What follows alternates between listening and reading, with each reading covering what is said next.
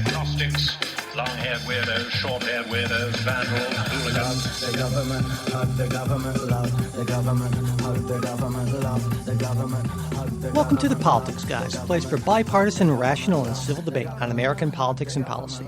I'm Michael Baranowski, a professor of political science at Northern Kentucky University. I'm joined today by my conservative counterpart, Oklahoma Christian University political scientist Trey Orndorff. Hey, Trey. Hey, Mike, it's great to do the show with you. Yeah, it's nice to have a chance to do this for a change. You know, we typically don't get a chance to do the show together, and so I'm really looking forward to it, especially given how much we have to talk about today.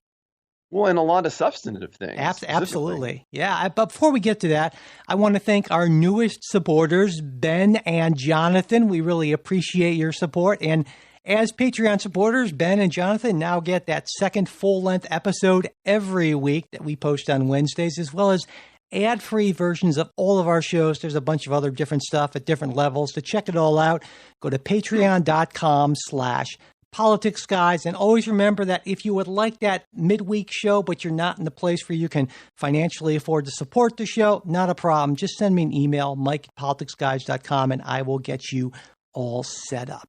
And also, if a monthly pledge is too much of a commitment, I get that. Or if you just like to support us on a one-time or recurring basis, but don't want to go through Patreon, there's our PayPal option, and you can find that at politicsguys.com/support. And now we are on Venmo at Politics Guys. Okay, so with that out of the way, of course, the big news is the COVID relief bill. In fact, I was saying to Trey just before we got started, this is Saturday morning, we're recording this. I was watching C-SPAN as the amendments were kind of going by. But as most people, I'm sure, know, that on Thursday, the Senate opened debate on President Biden's $1.9 trillion COVID relief bill that was passed last week by the House with no Republican support. And initially, debate was delayed because Republican Senator Ron Johnson decided he would not agree to the waiving of the reading of the bill. And so some poor Senate clerks had to read all 600-plus pages of it. But then after that was still going on as at this point, the vote-a-rama, which, for those of you who don't know, is a feature of the budget reconciliation process through which this measure is being passed to avoid a filibuster. And this also allows senators to introduce a stream of amendments that have to be voted on prior to final passage of that underlying legislation. And few of these amendments are typically passed, but it does allow the majority or the minority party to get the majority on the record for votes that they hope will be politically damaging to them and politically helpful to their own careers. Like, to give you an example, around 8:30 this morning, I looked and there was a Ted Cruz amendment requiring that schools have in-person learning to receive any funding, followed a few minutes later by a Romney amendment limiting state funding to only what's needed for direct COVID response. And the last I looked, a Tuberville amendment that would bar education funds from schools that allow biological males in female sports. So you kind of get the sense of it there, I think. But I should point out, Trey, that that's not just for the minority party, because sometimes the senator in the majority will do the same thing. Like, for instance, Bernie Sanders' amendment on a $15 per hour minimum wage, which, he introduced, even though the Senate parliamentarian last week ruled that it couldn't be part of that reconciliation bill. And that amendment was actually defeated with 8 Democrats joining every Senate Republican in opposition. And here's a little bit of trivia for you, Trey. I just heard this morning, that that vote was open for longer, apparently, than any other vote has been. That's right. Yep, like over 12 hours, I think. So, and of course, the reason that was open so long wasn't to debate on that, but was Joe Manchin, the king of the Senate, who was unwilling to sign on to that $400 per week jobless benefit portion that was included in the House version. And there was so much back and forth. And after that, finally, an agreement was reached on keeping benefits at the current $300 per week, extending those benefits through September 6th, and then making the first $10,200 of those benefits tax-free for households of up to $150,000. And then, of course, there's the other big part that everyone was concerned about, the direct cash payments. And that looks like that's going to end up being with $1,400 checks going to those earning $75,000 $100,000 or less, with the payments decreasing above that limit and ending altogether at $80,000 in individual income. And that's, again, below what the House passed. So, and now once the Senate approves this package, which should be, probably not by the time we're done recording this, but certainly by sometime on Saturday, I expect, the House will then have to agree to adopt the Senate measure, at which point then President Biden can sign the measure into law. And that almost certainly will happen before March 14th. And that's an important date because that's when tens of millions of Americans will start to lose those supplemental unemployment benefits that they're covered on currently. So, Trey, what do you think about where we're at now and where we're likely to end up, and maybe even Ron Johnson's little stunt? I think one of the things worth pointing out is that the fact you were talking about Manchin. I don't know if you noticed the date that it was going to be ending on is actually for the unemployment benefits will now be when the Senate is in recess. And I think the reason that Manchin wanted it where he does is I think this is a signal that this is the end of unemployment extension, and I think this is a signal that this is the end of COVID relief, because it's a great opportunity to have things stop when the Senate's not going to be in session, when people are going to be celebrating a Labor Day weekend and probably celebrating a Labor Day weekend a little bit more open than they have in the past.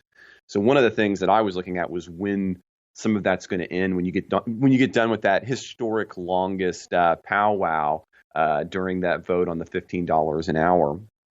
I'm not surprised about Ron Johnson objecting, making him read it into the record. I mean, this is the kind of stuff that you do in the Senate. The Senate's designed to be this slow, crazy process. I think more than anything else, Mike, that taking a look at the maturations between Democrats is evidence here of what I think is going to be. Those of us who pay close attention to the Senate are not going to be surprised that Democrats are now going to have a lot of negotiating with themselves, right? I mean, they've got 50 votes exactly. We talked about this on the show. But I think it's sometimes hard for listeners to remember that Democrats, Republicans, they're not a unified bloc.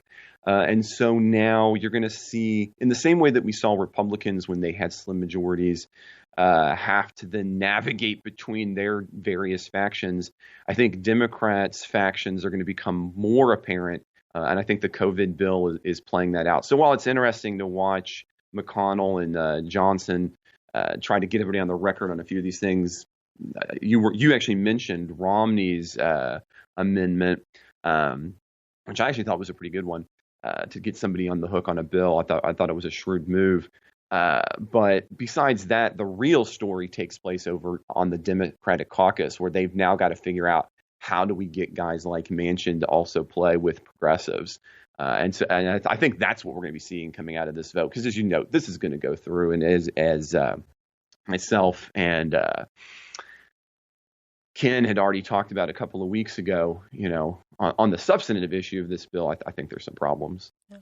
On the unemployment side of things, this is a hobby horse that I get on all the time. These artificial cutoff dates, whether it's September 6th or sometime in August or July, which was and these are just dates that just get pulled out of the hat, essentially. And it always seems to me to be ridiculous, because unemployment, if you're going to extend unemployment benefits, you would think a reasonable person would say, why don't we link that to the actual unemployment level, as opposed to just saying, oh, yes, this date in August or September, because it helps the number come in at X number or Y number.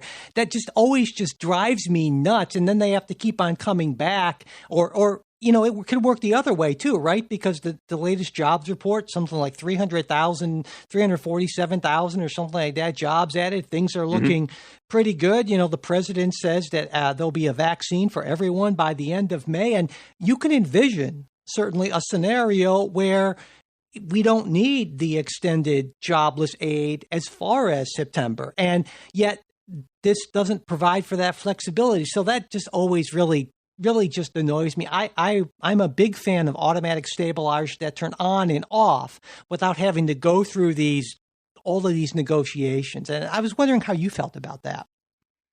I'm not surprised about it, Mike. I mean, again, the original date was actually pushed further out, and it got brought back. And again, I think it's politics at play that put it when it does. You talk about the automatic stabilizers. I think for those of us who are more on the policy side, we find those useful. But of course, we're not the ones getting elected. Sure. And I think ultimately the reason that you see what seems like artificial dates for these is because you have a lot of individuals who are trying to secure votes in certain ways. And again, I think having it end at an advantageous time when the Senate isn't going to take it up again, when they're out of session, when you're over a holiday period, it is just politically more expedient to do it that way. So I don't disagree with you on the sense that, hey, you can link this to things like job growth, but I don't think congresspersons are going to be inclined to do that because, again, it's not in their reelection benefit to do that. And as we know from the research, the primary goal of congresspersons is to get reelected. Yeah, absolutely. And on the substance of this, I don't know if this is going to be surprising or not, but I'm going to argue that actually $1.9 trillion is considerably too much. And I'm not alone. Wait a second. You're agreeing with me. Well, I'm agreeing with you. I'm agreeing with Mitt Romney and a bunch of other people actually to the right of me. Yeah, but I'm not just agreeing with the right. I'm agreeing with the Congressional Budget Office, which says that the U.S. economy is somewhere between $600 and $700 billion below what we'd expect currently due to the pandemic. And here we're looking at a $1.9 trillion measure. And if you look at the state and local aspect of it, most analyses, whether you're talking about left wing or right wing, find that state and local governments need considerably less than that $350 billion allocated in the current proposal. And so to me, it just seems like, well, I understand the argument better to go too big than to go too small, but there is a limit there. And not only that, but there are other things that government needs to do. And so to me, one of the big near-term things, and President Biden says it's a priority, is infrastructure. And Biden's infrastructure plan, it looks like it may come in at around $2 trillion. And, $1.9 trillion here, $2 trillion there, it starts to add up. And even if you're comfortable if you're a modern monetary theory person who says, you know what, it doesn't matter, deficits don't matter, there's still the political will to pass a $2 trillion infrastructure plan, maybe 6 months after you pass a $1.9 trillion COVID relief package. That's going to be pretty difficult. So I'm not saying just don't spend this money full stop, but just think about where you're spending it, because, of course, a well-done infrastructure plan actually is also an economic stimulus plan. And I'd like to see, a lot of that go for that, even though I should point out Bernie Sanders, who's the chair of the Senate Budget Committee, thinks that the infrastructure plan can go through reconciliation, and under current rules, there can be one more reconciliation bill this year. But even so, I think, Manchin and some other centrist Democrats might say, I'm not so comfortable about a huge infrastructure bill when we've already done all this other spending. So that's my main concern. Well, I deeply agree. We talked on the show, Ken and I, a couple of weeks ago. We got a little heated on this topic, actually, because, I am not a modern economic theorist on this one. I do think that there are levels of debt that indicate issues. As a matter of fact, we were talking about that on our supporters only Discord channel. I had a really great kind of scholarly debate almost on that one. And so I agree with you, Mike. I mean, as we pointed out there, and as I've talked about before, when you take a look at this 1.9 trillion spending bill with the other previous two COVID relief bills, you actually get a bigger dollar amount than we did for an entire year of spending in 2019. It comes in a little bit over 4.4 trillion, which was in fact the 2019 fiscal budget, both discretionary and mandatory. And I agree with you further that this is an area I think Democrats could do better on. It was a little baffling to me that this is how they want to spend the money. Now, we didn't talk in any of that about, say, the infrastructure bill, but you're right.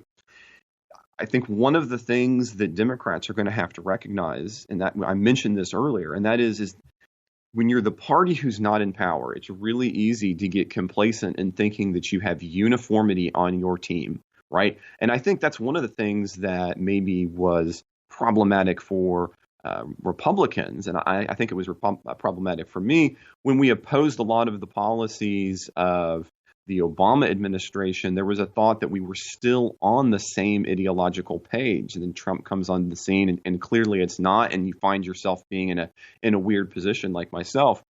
But now Democrats are going to have to face this same issue. And the other thing that you have to talk about, and you talk about it kind of in momentum, I'd like to talk about it in terms of political capital.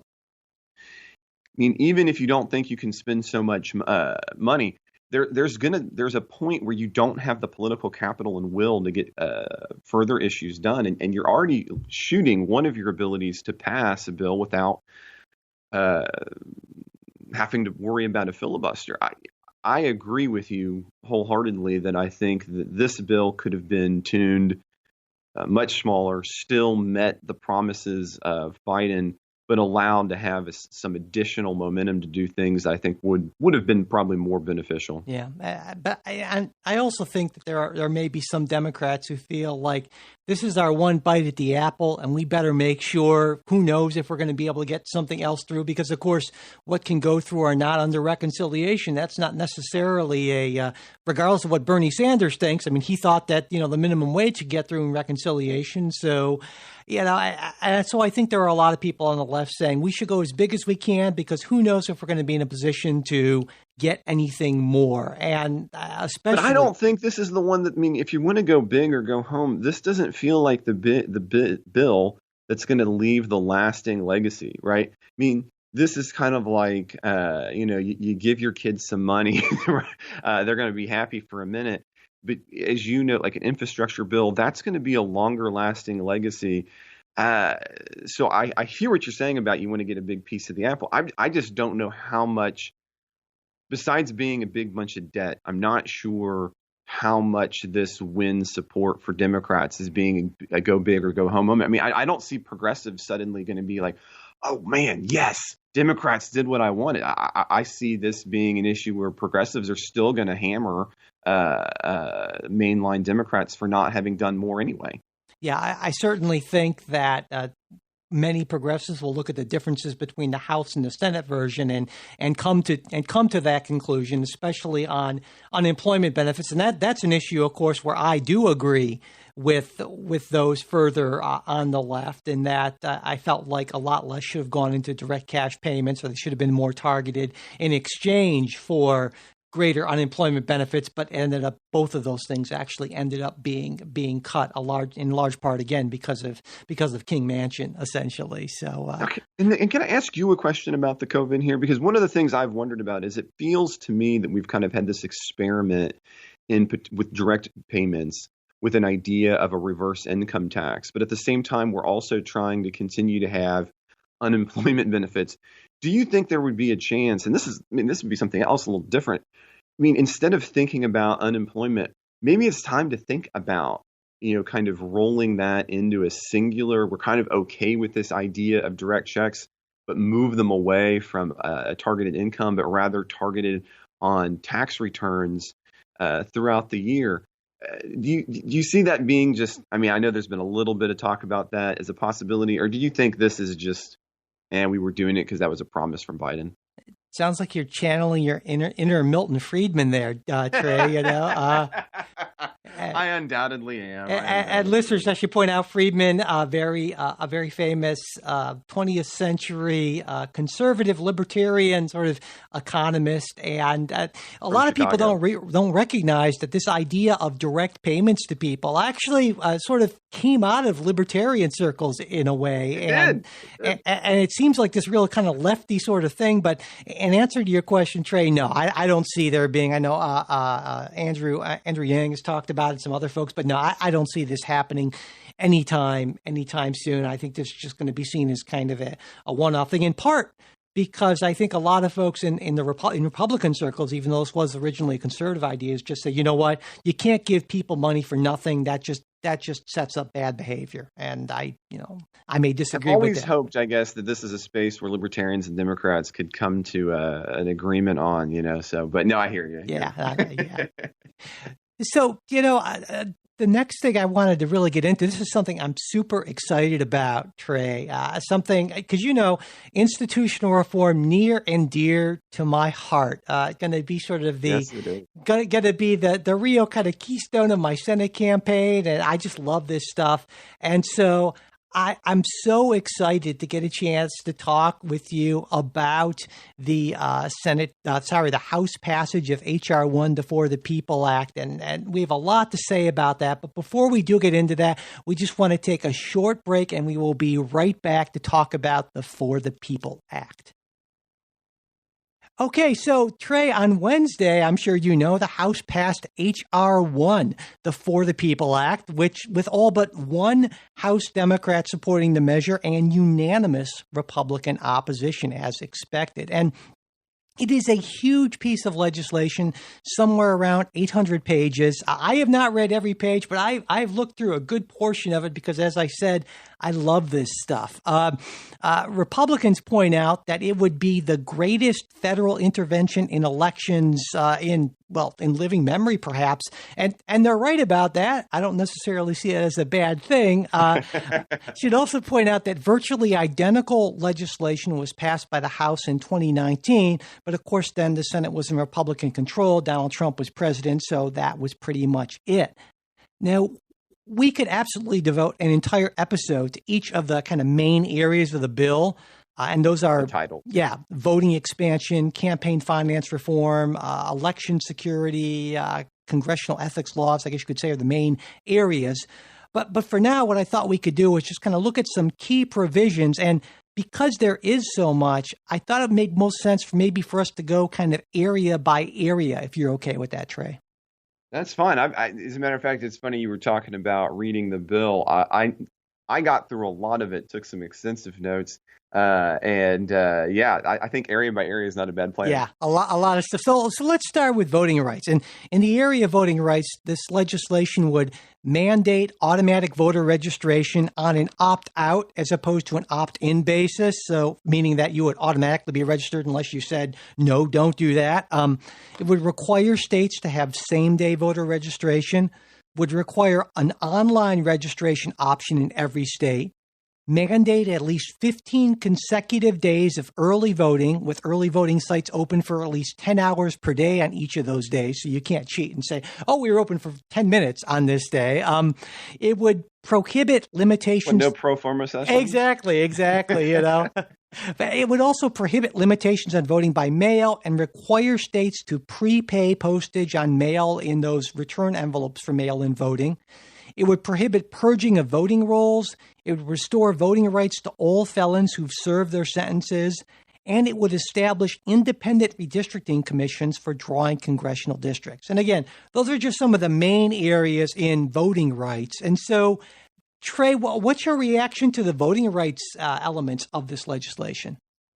I think, let's talk policy and we can talk simultaneously politics. Sure. on having it happen.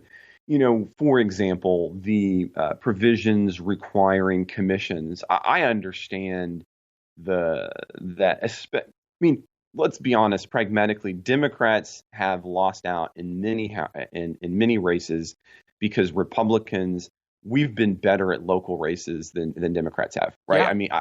And because we win at state legislatures, we have an advantage. And it doesn't matter.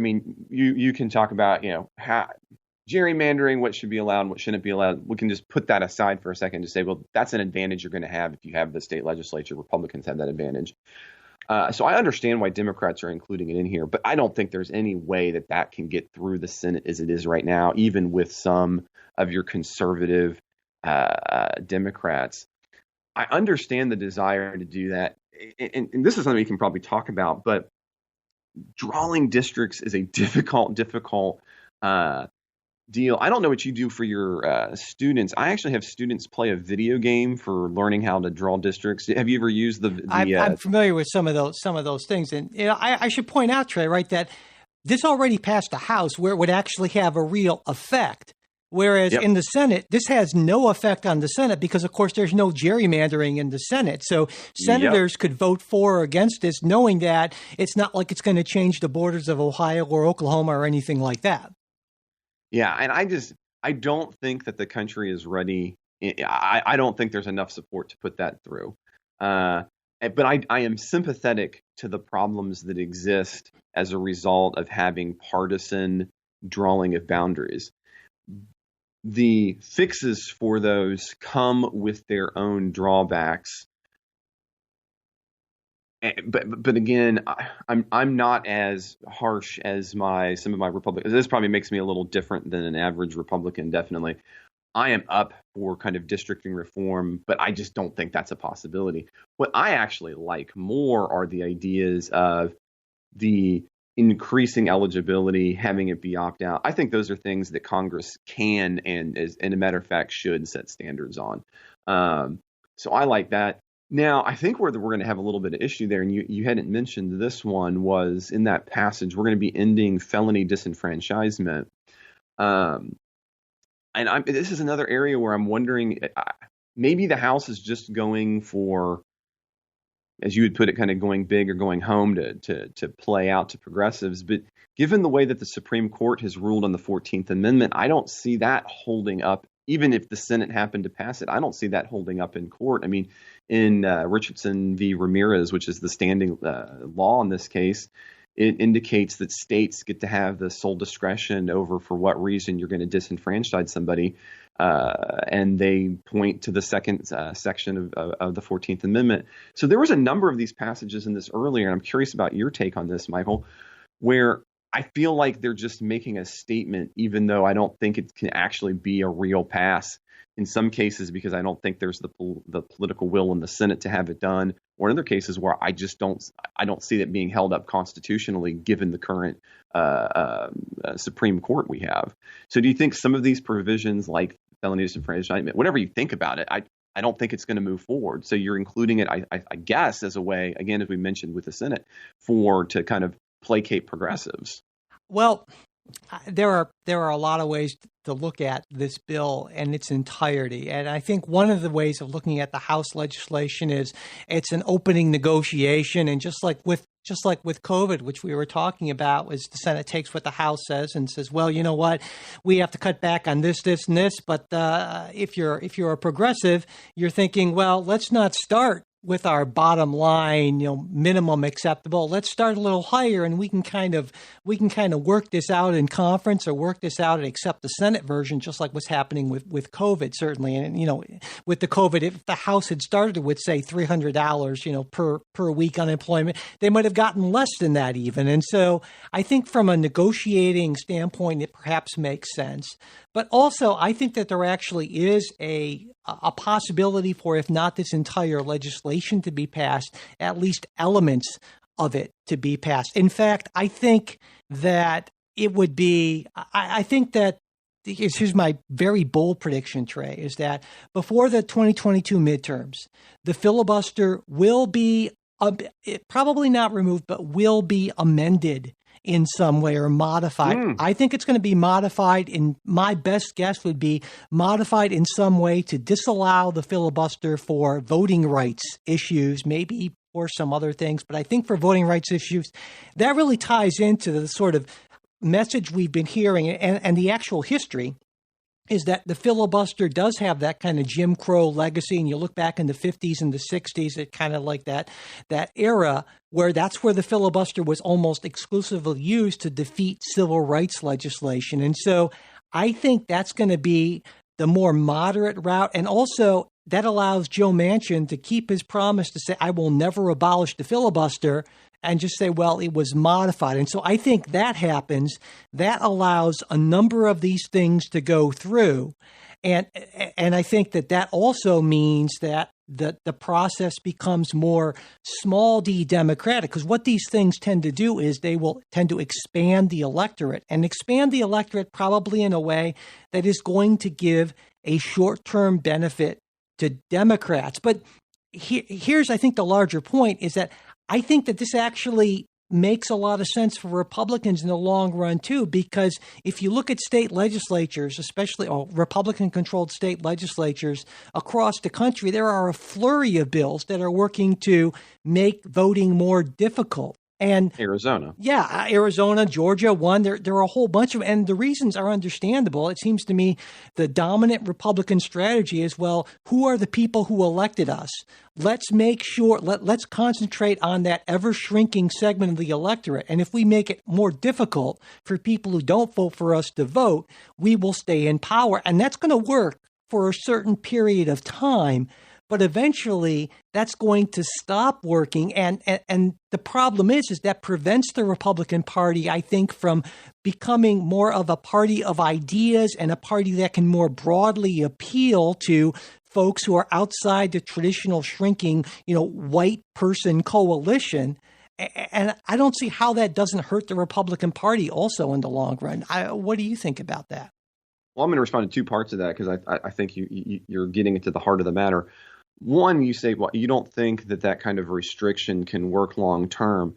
I would say historically, now this is not me making a moral claim. I want to be clear about that. But I think empirically you're wrong, because if it didn't, we wouldn't see hundreds of years of it being successful, right?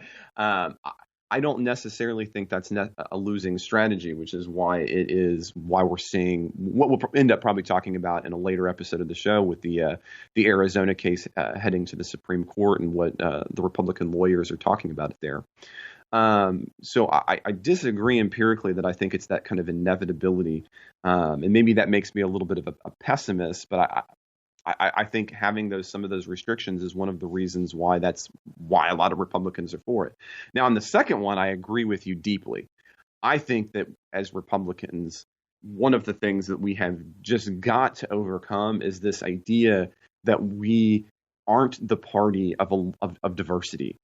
And I think one of the things, especially, and this is where I think those of us who are the libertarian leanings, that we especially have a voice. I think libertarianism, more than any other of the ideologies that out, is something that benefits the widest, most diverse group of people that you possibly can. And I think one of the reasons that we have seen African Americans often vote with the Democratic Party and sometimes in near lockstep is not because we don't have things to offer, but instead because we have purposefully excluded them from being targets from our campaigns, from our ideas. And that's going to be a problem now. That's going to be a problem in the future. And as we continue to look at a more diverse America, it continues to be a problem. We have answers for many of those questions, but we refuse to think or refine about them because we're too busy placating the good old boy Trump supporters. And I think let those guys go, and let's make this message. I have a high horse. No, I'm with you there, certainly. And I actually think that while I understand your argument on the empirical side, looking way back in history, I think, though, if you kind of limit it to the last, say, 50, 60 years, what you see is it's increasingly more difficult because once you kind of open that door and start to give historically disadvantaged groups rights, increasing rights, it becomes harder to kind of make those restrictions. And I think as our... Can I give you a counterexample? Oh, yeah, please do. The Voting Rights Act gets restricted by the Supreme Court. How many years ago now is it?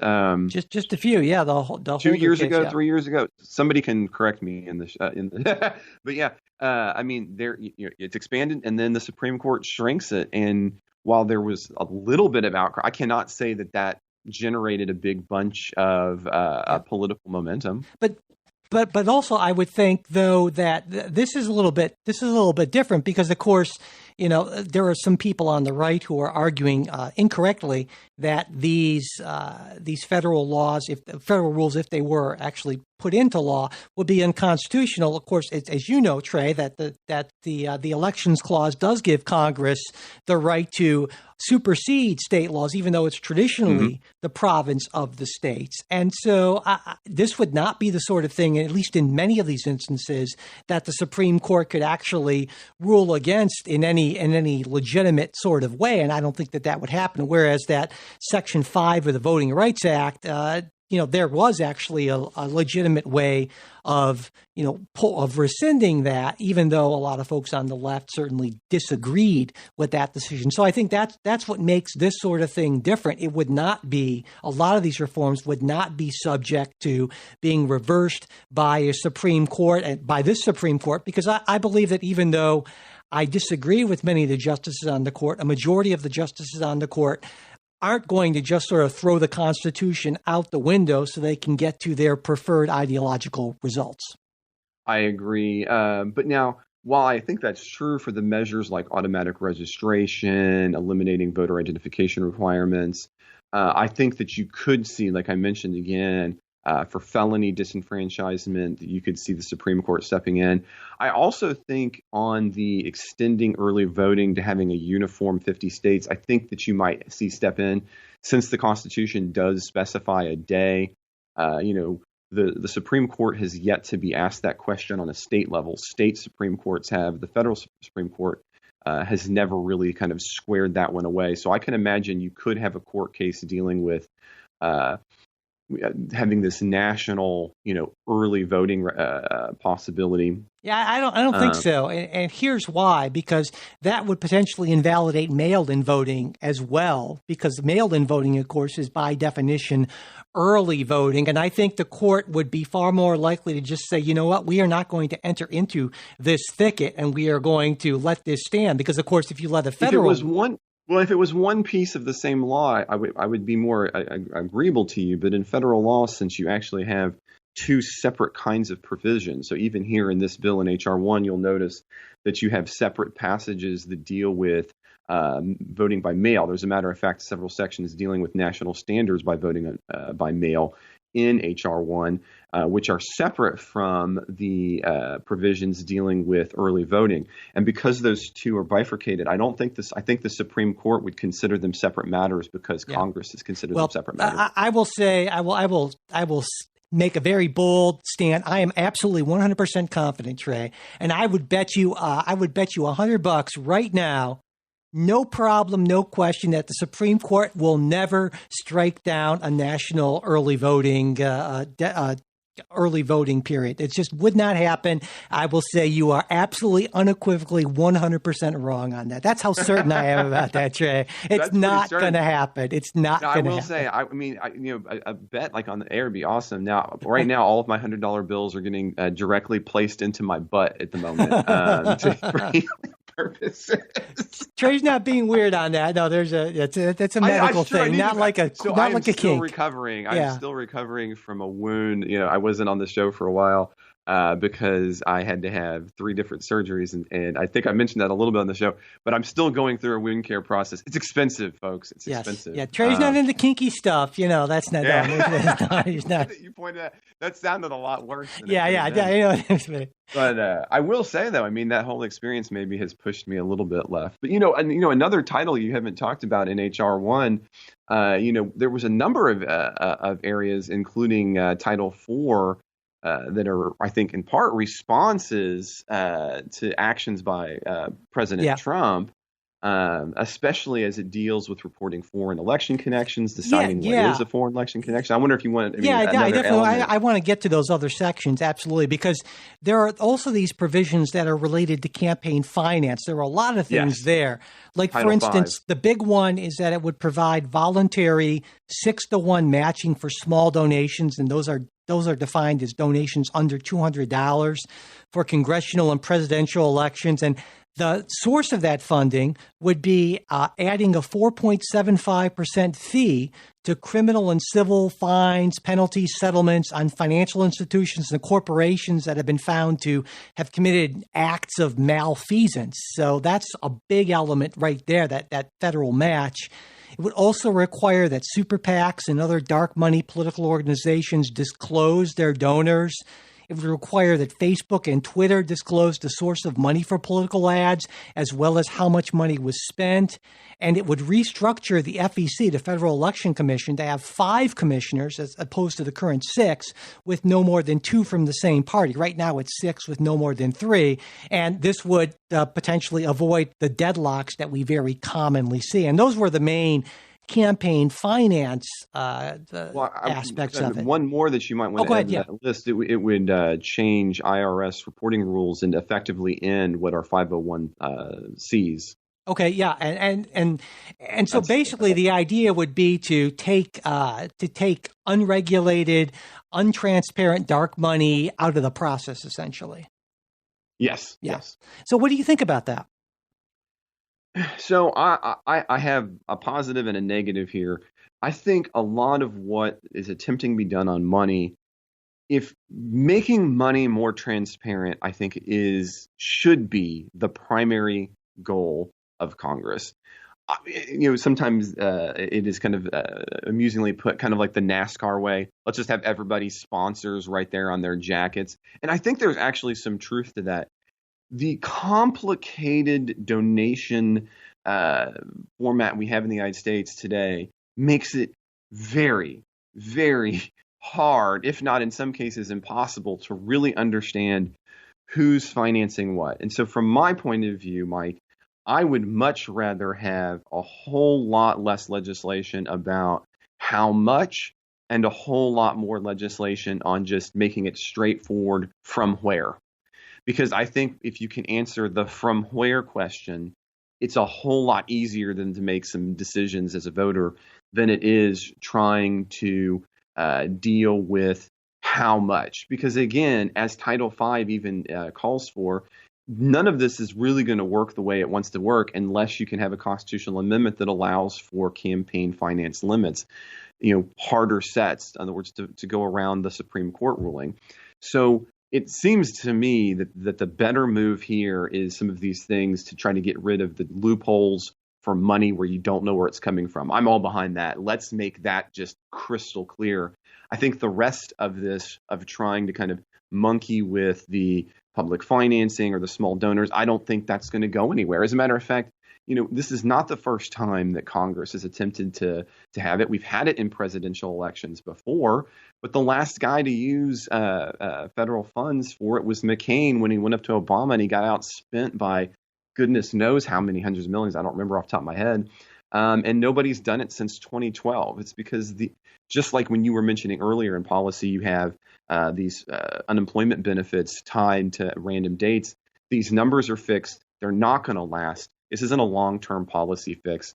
If you really want to have a long-term policy fix, let's continue. I think what's the positive side of the Title IV here, which is called the Disclose Act, where we're trying to make sure that where the money is coming from is crystal clear. And that, I think, is a phenomenal part of this bill. And I think these other elements where we're really trying to kind of monkey with the financing, I don't think will either A, have an impact, or B, have the kinds of impacts that I think Democrats pushing it forward are hoping for.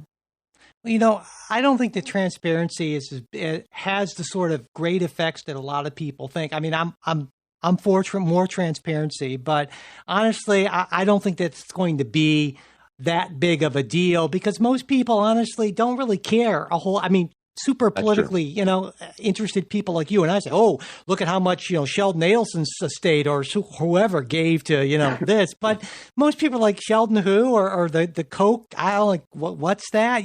So I don't think that matters too much to most voters. It's the thing that political junkies get all excited about because other political junkies care about it. But we're a tiny part of the electorate. And to me, the larger part of this, I think it's worthless because this whole idea, I think, of somehow trying to limit or regulate money in politics is just completely wrong-headed. Every attempt to limit money in politics is going to backfire because money is going to find a way into politics. There's too much at stake. It's watered downstream. Yeah, exactly. And so to me, the smart way around this would not be to try to limit and regulate money in politics. I mean, to a certain extent, you have to. You can't have, $1 million donations because, that's obviously a problem, right? But, what happened in these 70s, in these 1970s regulations that put these strict limits on, well, all of a sudden now members of Congress, what they're spending most of their time on is raising money because they have to raise it in these tiny little bits and pieces, yet they have to spend, millions of dollars. So, of course, they're going to be spending most of their time doing it. And when I say most of their time, I'm not exaggerating here, They're regularly crossing the streets to go to their campaign, their party committees because you can't raise money from your office, making phone calls, fundraising. What you do as a member of Congress, first and foremost, is you raise money to stay in office. And then if you have some time left over, maybe you try to legislate. And that is not an exaggeration. That's one of the first things that freshman members are told. Here are your fundraising targets. Here's what you have to do. And that's how the game is played. And so to me, real reform would be not limiting money, but actually focusing on where the money is coming from. Right. And so opening up the money so more people can donate. That's why I love the idea of voucher systems that would allow regular people to donate money because, this matching funds idea, that's great. I mean, I guess that's okay. But most people I know, if they have an extra $50, they're not going to donate it to a political campaign, and there are plenty of people, if they have an extra $50, hey, that means they pay a bill. Not to give to some politician who they don't trust or like in the first place. So matching funds, that's like an upper middle class sort of political class little thing, but it doesn't really do anything for regular people who are the ones who are most unrepresentative in the political money game. And so I just think this is just a bunch of, I'm not very impressed with any of it. Well, I'm curious what Ken would think about that. But I agree. Now, I'm a little more positive on I don't disagree with your analysis on the sense that the more disclosure is not going to be the thing that the average voter is using to vote. But I think that one of the ways that we see less informed the average voter vote is through cues from more informed individuals. At least that's the traditional model, Mike. And so I think that if junkies like us and others can pay attention to that might then filter down into cues for voters the way we see other kinds of cues filter down for voters. So I don't disagree with your analysis. Yeah, I don't think suddenly, the campaign disclosure websites are going to crash because, the same way that Kim Kardashian crashed things with the champagne bottle. But I do think there could be a slightly more of an effect because of that filtration. Again, just given the way that we do measure how voters decide. But again, I mean, that is kind of a depressing bit of literature, just overall. Well, and I also think the cue taking may be a little less because if regular voters had taken their cues from elites, Donald Trump never would have been president in the first place. I have thoughts on that, but that is more than we have. Yeah, it's another issue. So let's move on. The final aspect of this I wanted to talk about was the ethics part. Okay. Yeah. Right. This would require candidates for president and vice president, as well as the president and vice president, to disclose 10 years of their tax returns. Gee, I wonder where that came from. Like I said earlier, a lot of this is coming from Trump. There you go. From the Mueller report. It would extend the lobbying ban for former executive branch employees from 1 to 2 years. It would disallow the use of taxpayer money by members of Congress for settling sexual harassment or discrimination cases.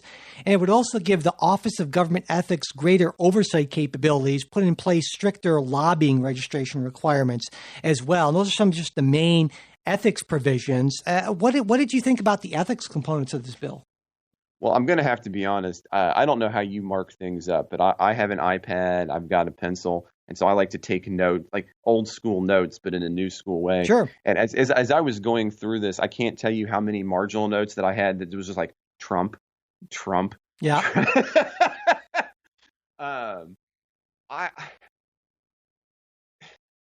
I think that requiring presidents to disclose their tax returns, if for no other reason, is a good symbolic victory moving forward in the future. I think some of these are more specifically just hit at Trump, like the sexual misconduct. Um, but Well, I got to say, Trey, what I found interesting is how it how it didn't focus on Congress. Like, well, let's expand the lobbying ban for the executive branch, but not for Congress. Exactly. And, this is a weird issue. A lot of listeners might not know this, but you would not ever put AOC and Cruz together in a sentence. They certainly wouldn't want you to. But one issue that they actually have indicated agreement on is they both called for a lifetime lobbying ban for members of Congress. Now, I think that's impractical and not a good idea for other reasons. But I could see something like 5-year ban, and not just for this kind of direct, can't go on the floor type of lobbying, but actual indirect lobbying as well. Because I don't have to tell you, Trey, that the number one job for ex-members of Congress is, lobbying members of Congress. And there's a big problem. And I think there's a missed opportunity here. But of course, I can understand members of Congress not wanting to take away their future employment in this legislation and just kind of putting that in the executive branch, right? Well, and there's some conflict here because one of the ways to take this is it's kind of a dark, incestuous evil, and there's truth to that. Yeah, I think so. But on the other hand, there's also just kind of a job training truth, right? So if you have been in Congress for a long time, what are you really good at? Well, that's clearly an indication that you're really good at negotiating with members of Congress. So I think there's a little bit there's a little bit of A and there's a little bit of B. And so you're right. This is an area where there is agreement across the aisle, but I don't think that Congress is going to suddenly put in 5-year bans. No. The increase from 1 to 2 years on cabinet.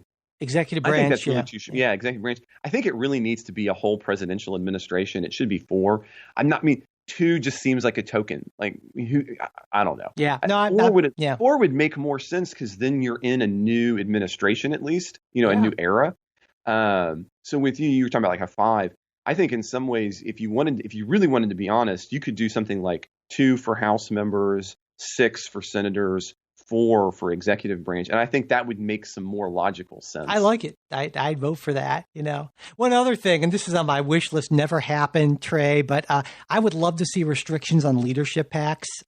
You couldn't ban them outright because of First Amendment issues and so forth, but you certainly, I could see ways that you could structure legislation that would limit the percentage of leadership PAC funds that could be spent on what are called fundraising activities. A lot of people don't know about this, but this is the greatest congressional slush fund that you would ever see. And what I mean by that, and again, this is no news to you, Trey, is that members can set up these leadership PACs, and they don't have to be for leaders. They're for anyone, basically. And ostensibly, it's to raise money to give to other campaigns, for your party. It's how you move up in the ranks. But also, it allows you to spend a ton of money on nice little things that are sort of in the process of raising money. You need to, raise money by having events at nice places or things like, for instance, Rand Paul, who, is supposed to be this libertarian kind of, you could see him maybe not being. I used to think that. Yeah. Well, yeah, Rand Paul, that's a whole nother episode. It's gone off the rails. Yeah, but Rand Paul spent $4,400 on limousine service in Rome from his leadership PAC. I don't know what that was for. Devin Nunes spent $15,000 on Celtics tickets in 2017. Representative Meek spent more than $9,000 at a Las Vegas resort. Ben Nelson loves Disney World. He spent over $40,000 from his leadership PAC on fundraising events there. Now, in his defense, it's like $20,000 to go. Yeah, there you go. But it's just a ridiculous slush fund. And again, Congress is a lot more interested in regulating everyone but Congress. And so and I will say about those specifically, you mentioned them as being slush funds. The way they're probably even a little bit more politically questionable is it gives members who don't need to raise money for themselves because they are now safe the ability to have a lot of control over their other members because they control the purse strings. So by kind of sucking up those monies into their PACs, even though they're in safe districts, it allows them to dole it out the way that they want to. So while going to Disney World and being and the limousine in Rome, I mean, it makes us all collectively raise our eyebrows. The more immediately political question problem is then this makes some members beholden to safe seat members. Yeah. Yeah. And I mean, there are reasons, for instance, why Nancy Pelosi is, Speaker of the House, and it doesn't necessarily exactly have to do with her, sterling record in matters of policy. It has to do with how much she raises, and she's in a safe location. There you go. Absolutely. And again, we're bashing on Pelosi. It's not just Democrats. Nope. This is any long-term member of Congress. This is totally bipartisan. In a safe seat. Now, there are some long-term members of Congress who need the money. In other words, they're raising it. But in general, once you get into that kind of safe position. Yep. It's really hard, I think you'll agree, Trey, to really delve into the campaign finance system that we have, whether you're a Democrat or a Republican, and not come away just feeling like it's just this god-awful mess and feel embarrassed and kind of sickened in a lot of ways. Well, I think in large part that's due to the fact that this was not an area, that was not something that early Congresses, constitutional framers had in mind, because it wasn't a big deal. The amount of, because there was only so much media you could buy once upon a time. And as that has changed, and I think this is particularly hard because it's so tied to the ever-evolving political communication environment in which we find ourselves. And media changes so rapidly. As a matter of fact, I don't want to spend too much time here, but I'm teaching a media politics class right now, and it's sometimes hard for students to wrap their head around how rapidly, even just in my short lifetime, political communication has changed because of just the changing structure of media technology. Yeah, absolutely. Definitely. And, I think if we kind of pull back, I'm fairly confident that this will not pass the Senate, at least not in its current version. But here's what I think will happen. What I think will happen is there will be some modification to the filibuster. I think it's going to happen either this year or very early next year, but I think it's going to happen later on this year. And I believe that that the Democrats in the Senate will modify the filibuster, and then they will have to pass some key elements of this For the People Act, because if they don't, just from a strategic standpoint, what this will mean if they don't do this is that, number one, it will basically doom Joe Biden's legislative agenda.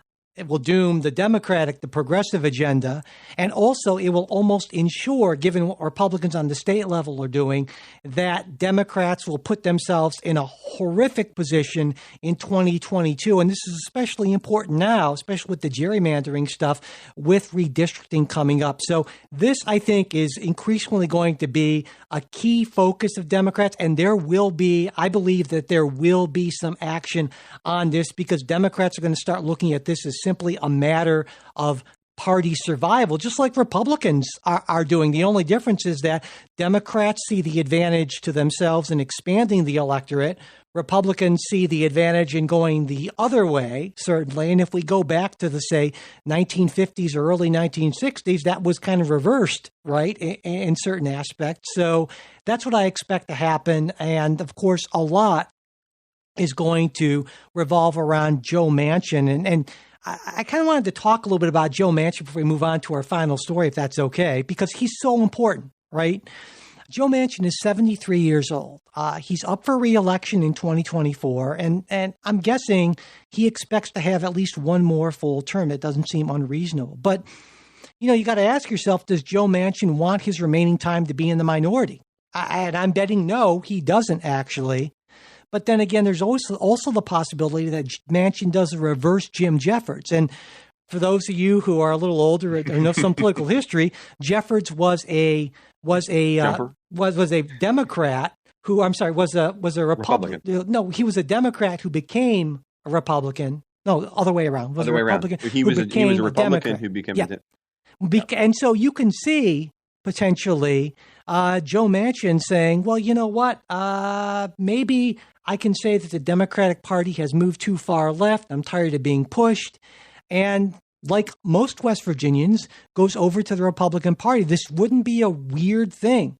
In 2017, West Virginia's current governor, Jim Justice, switched his party affiliation from Democratic to Republican. And we've seen this huge shift in West Virginia, right? As recently as 2014, it was completely controlled by Democrats, but now it's just totally swamped Republican control, like a 2-to-1 advantage in the state Senate, a 3-to-1 advantage in the state House. It does not take a lot to see Joe Manchin just saying, you know what, life would be a lot easier for me if I just became a Republican. Now Jim Justice, the governor, says it's frivolous to talk about Joe Manchin doing that, but I don't think it's frivolous at all. And he didn't say it's impossible or unlikely. I mean, he did the same thing, and you could certainly see that happening, I think. Yeah, and one of the things that I think is hard when you're first trying to analyze these seats is you might say, well, man, Manchin, he sucks. But really what you're talking about is Manchin is who he is because of where he comes from. Yeah. And I think when you look at these members of Congress and where they are in the spectrum, it's really easy from your ideological side. I don't mean you personally, but our ideological sideline to say, well, why doesn't Republican A or Democrat B, why aren't they more in line with the rest of the party? And the answer is because they aren't responsible to the party in our system. They're responsible to their constituency. And because they're responsible to their constituency, those individuals who fall in that line, it's because that's what's going to get them reelected, right? Because again, we mentioned it earlier in the show, that's the primary deal. So, you were mentioning kind of your prediction for the filibuster to change, but do you think that's likely? If you simultaneously think it's likely that Manchin would flip parties? Yeah, it's a great question. And I think it's more likely that Manchin will agree to, like I said, a limited change to the filibuster, like where it will still allow him to keep his word on that. But again, I think that we have to consider the possibility that it just makes more sense for him politically, especially if he wants one more term, which everything I've heard suggested he wants at least one more term, to say, you know what, even if I modified it, I would take too much flack, and maybe it's just going to be easier for me to become a Republican. And again, for a lot of people, that seems like, oh, that would doom you. But the fact that the governor of West Virginia just did that a few years ago, and there's a long history of that. We saw a number of congressional Democrats do that in the early 90s as the party changed from the solid Democratic South to the solid Republican South. So there's plenty of precedent for that. Joe Manchin's a popular person in his state. He could totally get away with that. And that's why I think so much revolves around particularly him, because he's in sort of a unique position being a Democrat from such a strongly Republican state. So that's very different from, Sinema in Arizona, which is, a toss-up state sort of thing. Manchin really is the linchpin in this. And maybe for me, it's my hope being, kind of outrunning my political cynicism. But I'd like to think it's more likely that we'll see these reforms, not in part because, maybe it's part of it, not because I am a Democratic partisan, I am a big D Democratic partisan, but because I believe that the system should be more small d Democratic, and that in the long term, we all benefit if we don't we don't suppress voting, but we make voting as widespread and safe as we can. And it seems to me that for partisan reasons, largely the Democratic Party is moving in that direction. Also for partisan reasons, the Republican Party is moving in the opposite direction. And it just so happens that I believe in the small d Democratic direction. Yeah, I don't disagree. Making it easier for people to be registered is, I think, is the right thing to do. It's the right thing to do. It's the small d Democrat thing to do. And I think that Republicans can think about it in a more positive way if it forces us to get out of the narrow-minded Trump casting that has occurred for the past 4+ years now, and thinking about how we message in a broader and better way. Now, I still think it's interesting that you bring up the Manchin and the jump, because you're not going to see both of those happen. You're not going to have both the even a limited filibuster change. Yeah. The signal. I mean, I guess if your prediction holds true, that means then that there's no way Manchin is going to flip parties, because that would be worst of both worlds. Right. No, that wouldn't happen. No, So, you're right. I mean, that could be the tell. So maybe as we get deeper into the year, if we notice that's not on the docket, that could be an indication then maybe, Mike, that Manchin is considering flipping. And that could be a reason that Dems don't push him on a change on the filibuster. So I will make before we move on to our final story, I will make my second, I think, bold prediction, I don't know, of this episode is that by the end of this year, there will be a modification of the filibuster.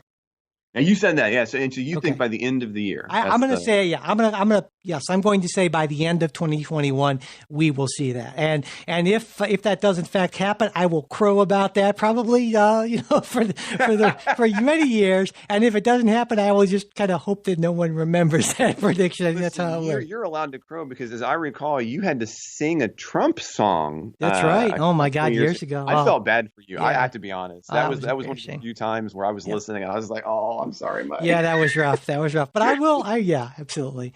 Hey, and we will need to take just a quick break, but when we come back, we will talk about one more story. Actually, we're going to get into something that I promised we would talk about in last week's show with Jay, and that is the Conservative Political Action Conference last week and Donald Trump's speech, which happened just after we recorded last week's show. And so I'll be interested in, Trey, in getting your thoughts about Trump and the future of the Republican Party, and that will be right after we come back from this short break.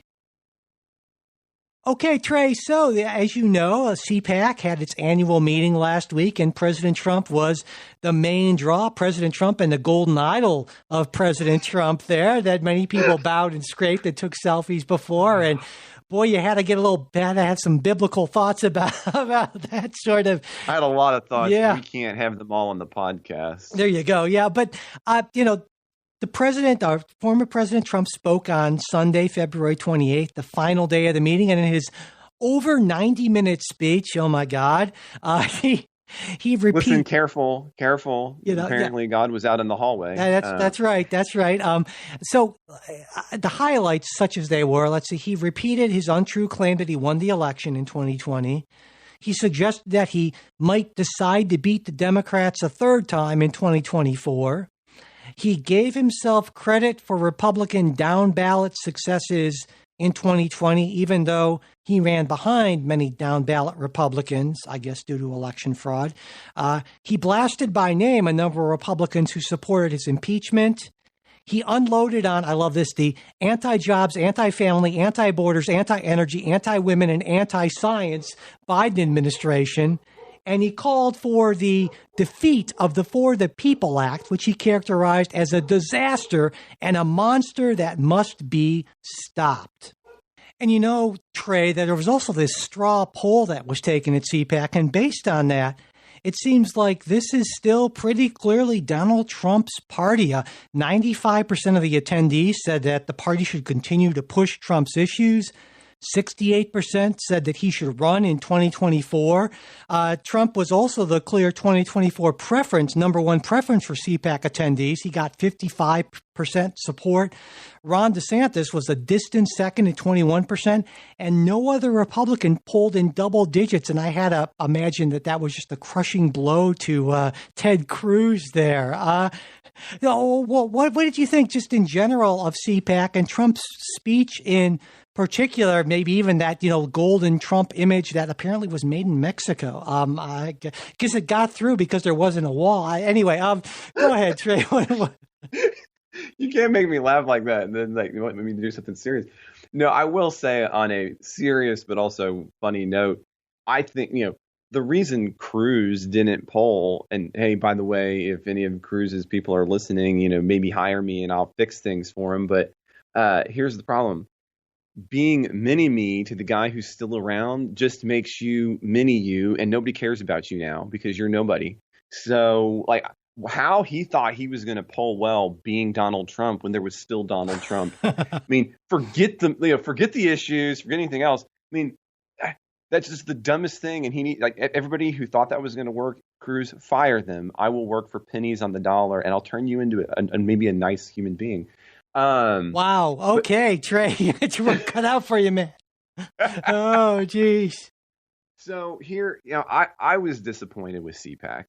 I was deeply, deeply disappointed with CPAC. Now, I will say there are a few highlights. One is, you talked about the 68% of the crowd wanted him to run in 2024. However, in the same straw poll, only 55% of them said that they would support his nomination. Right. So that means they want him to be in it for some kind of reason, but they don't want him to win it. They don't even want to vote. So clearly there's a little something going on there. So I have a little bit of solace in the fact that we're looking at more like a coin toss when it comes to CPAC. I wish it was lower. And we should say that CPAC has a really bad record of picking the Republican nominee for the next election. They tend to pick somebody who is, endeared to the conservative base. And everyone should recall that that wasn't Donald Trump. Donald Trump was looked at kind of askance by conservatives before 2016, thinking that, well, he's not necessarily a real conservative. That turned out to be true. But that, I guess this is the larger point I was wondering about, Trey, is the Republican Party even a conservative party anymore? It seems to me more like a populist party, because the sort of people who CPAC in the past has supported have been people who were considered real conservatives, or even libertarians to a certain extent, like your Rand Pauls and folks like that. And Donald Trump is not that, and yet he seems to have completely captured the Republican Party, and I know that concerns you. I think we've mentioned this before. We are in the midst of, there's a civil war in the Republican Party, and we don't want to talk about it because that kind of terminology sounds bad. It's bad for elections. But the crux of the matter is that in our big tent for a long time, there have been the classical conservatives, the libertarians like myself, who had enough close relationships either because of religiosity, right? Again, me, or for other kinds of social reasons with your more traditional conservatives and your social conservatives. And that was the Republican coalition. Now, I think what happened is slowly but surely we just didn't recognize it. And I will be as honest as the next person to say I did not see this. Although in retrospect, I think it's easier to kind of to do an autopsy on. But you're right. We have seen populism come in, I think especially kind of a white nationalist populism. I'm just going to be blunt. Or at least even if it's not overtly in that vein, it is in a kind of a dog whistle way of a populist, which is a combination that I think is unique. And I think that's something. If Trump is going to go down in history as having any kind of insight, I think it was recognizing that was a big piece of the Republican Party in a way that many of us had not recognized. And so here we see these polls coming out here at CPAC, and I think this kind of coin toss position between the Trump, which is this populist view, I think in a positive way, versus myself and others. And this is the turning point. And I think the question is going to be over the next few years as we determine who that next candidate is. This is going to be the Republican Party of the future. Now, I think it's telling that Trump came to CPAC, and I think it's also telling that he came out and argued that, hey, that everything was just fake news about me starting my own party. And I don't think that was all fake news. I think that was Donald Trump trying to decide where he had the best chance. And I think the fact that he shows up at CPAC is an indication that he still has hope, or he views himself as having still hope in the Republican Party. Because if we know anything, Trump does not care about blowing things up. So if he thought that starting a party would be the best path forward, he would have started a party. Yeah. So he comes to CPAC because either based on his gut or some kind of data that we don't have access to, he thinks this is the way forward. Yeah. From my point of view, I think that this is the chance for the Romneys and myself to be able to say no. Right. And I think this is our last. So here's my kind of, sometimes I think I'm the optimist between the two of us. I think here's an example of where maybe I'm going to be the pessimist between the two of us. And that is that if we as Republicans cannot purge Trump from the party. If he polls high, if he comes in, and if heaven forbid he becomes the nominee to run is for what he calls erroneously, a third win, then the Republican Party is no longer a conservative party, and my team lost. And I'll be willing to admit that that we lost, but that's going to be the point for me, and I think for others like me, where we're gonna have to make a final exit decision. And I think that we gritted and dealt and fought with Trump for a while, but at some point you have to say, well, this just isn't what I can support anymore. Yeah. And so I think what I saw at CPAC, like his comments, actually they just lost the White House, but who knows, and or his calling Biden's classroom. I mean, we can disagree about, just like we have sometimes about COVID, but to call Biden anti-science because he's following CDC guidelines, or to ridicule the CDC because they had revised recommendations, again, is just ridiculousness. That in itself is anti-science. And so, I mean, I'll let you talk for a minute. Yeah, no, I agree, certainly. Effectively is just that I think that if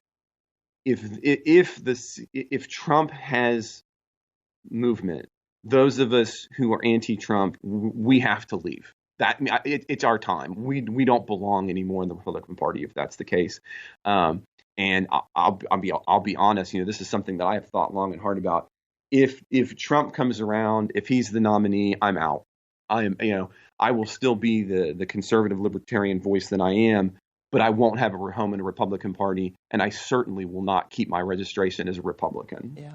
Well, I pulled back because I know that CPAC is not a great indicator of who may be the next president, almost a reverse indicator. But I looked at one of the odd sites in the 2024 presidential odds, and I'll put a link to it in the show notes. But it's interesting to me how Donald Trump is still, from Republicans, the clear odds-on favorite, and how there was a blip certainly after January 6th, between January 6th and the impeachment, but then he kind of went back to the same sort of trajectory, and it made me think, I can certainly envision, this is maybe a nightmare scenario, in which the primary process being what it is and how extremists tend to run the primaries on both sides, that Donald Trump, you and I, I'm sure, can both envision a scenario in which Donald Trump actually becomes the nominee in 2024.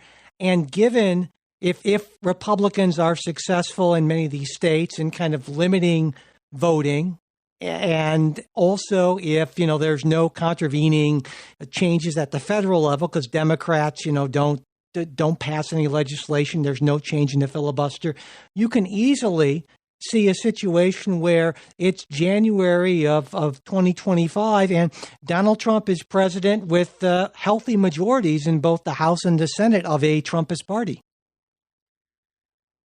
Yeah. I mean, that's not inconceivable, right? And I mean, but then again, I also can see a situation just as likely where Trump is the nominee, and there actually have been some reforms of voting rights in a positive direction, and the Republican Party just simply gets completely wiped out, and then all of a sudden, Republicans finally say, "My God, we can't do this anymore. We need to kind of reboot our party in a way that's going to actually appeal to voters." And that, I think, would potentially be a healthy thing, because I want a healthy two-party democracy, but we don't have it now. And maybe it takes just a crushing blow, a crushing defeat by Trump for Trumpist ideology to kind of move the Republican Party forward into, I think, a healthier way. Well, two things to kind of add to your analysis and maybe critique a little bit. One of those, Mike, is you mentioned there the idea of the two equally plausible scenarios. I think there's a third. Okay. And I think it's the healthier one, and I think that's the one where in the nomination process we weed out Trump and he goes down in defeat. And here's why I say that, because if Trump wins the nomination, we already know how individuals vote. And that means that party affiliation will continue to be a big predictor. And what that means is you don't see major thumpings like that in contemporary politics, Right. I think in large part because of the way people vote. So my concern about your scenario too is I don't think if the Republican Party has hope, if the Republican Party has hope of ending this Trumpism, it's going to have to be the defeat in the nomination process. If Trump wins that nomination process, then I don't see the course of action changing. The other minor critique that I'd have there, and I hear this from a lot of Democrats and progressives, is effectively, that there's, that Republicans need to move towards the voters, and that's what Trump's holding them back. Well, of course, I think one of the problems with Trump is there is a large voting bloc of individuals for that kind of populist nationalist view. And that's not my vision of the future. That's not your vision of the future. And I think it's easy, especially for lower D Democrats, to think that at base, working class guys, working class gals are going to be in that kind of progressive vein. Trump has demonstrated otherwise. And so when you say, hey, it's not electorally viable, I don't know if that's true. That's one of the things that bothers me, right? And so I think Democrats really they're going to have to open their eyes a little bit to the fact that the reason Trump was successful was there is a voter constituency for that. Sure. Yeah. And so, so again, I think there's kind of this hope that deep down the people will fix it. But I guess what my pushback a little bit there is to say there wouldn't need to be a fix if the general constituency had already rejected it. Well, and I think, clearly the general constituency rejected it in the 2020 presidential election where Joe Biden. Which is positive, yeah, yes. Exactly. Yes. And so I expect that my hopeful view of things is that would be the case in 2024 as well. But I'm going to make sure at least we close at least on a partly optimistic note where I believe that Donald Trump will not be the 2024 nominee. I think that just after January 6th, I just think it's not very likely. I'm going to say there's like a 70% chance he's not the nominee. Anything could happen. Certainly, I was saying the same thing in 2016, but I really do not think he's going to end up being the nominee. That the Republican Party will slowly but surely right the ship, and we're not going to have some horrible crisis. That's my hope, certainly. I'm not willing to put a percentage on it yet, Mike. I think we're just too early. Yeah, I think we need another about 9 months. Yeah, I know. I think that's fair. I think we're going to learn a lot from the midterm election, certainly. But one final thing I should mention is definitely check out those presidential odds, especially the full list, because I love the fact that Ted Cruz is actually running behind Dwayne Johnson, and I think that's really great. And he's like a number like 13th place or something like that. Ivanka Trump's doing better than he is. Even Michael Flynn is running ahead of Ted Cruz right now, and that just makes me smile and that's going to make my day, really. So again, I'll include that in the show notes. But yeah, Ted Cruz. Are you going to include the website, or are you going to include your pleasure in the show? Oh, notes? both actually, both. But anyway, there were a number of things we didn't get to, but we will get to them in the bonus show. Like for instance, everything that's going on with Governor Andrew Cuomo, which got a lot of stuff there. Texas and Mississippi lifting their mask requirements, pretty controversial there. And also some very encouraging signs if you are a union person. Joe Biden's come out not exactly in favor of unions. Well, we'll talk about that on the bonus show, maybe even a little bit more. And if you are a supporter, that will be in your feed on Wednesday. And if you're not a supporter, just go to patreon.com/politicsguys and sign up. And of course, as always, if you can't afford to become a supporter, but you want to get access to that, send me an email, mike@politicsguys.com, and I will make that happen. And something that doesn't cost anything that we really would appreciate if you could subscribe to the show, leave ratings and reviews, and especially sharing episodes through social media, email, what have you. Really simple to do that little, if you've never done it before, it's that little triangular share thing in your app. Just that's really helpful. It only takes a couple seconds, and that's the best advertising, that word of mouth sort of thing. And if you want to reach us for any reason, we're at mail@politicsguys.com. We're also on Facebook and Twitter, and you will find those links in our show notes. The executive producers of Politics Guys are Bruce Johnson, Wilma Moreno, Andra Masker, Daniel Toe, Chris Wilkerson, and Nathan Sosnowski. We'll be back with a new show next week. We hope you'll join us.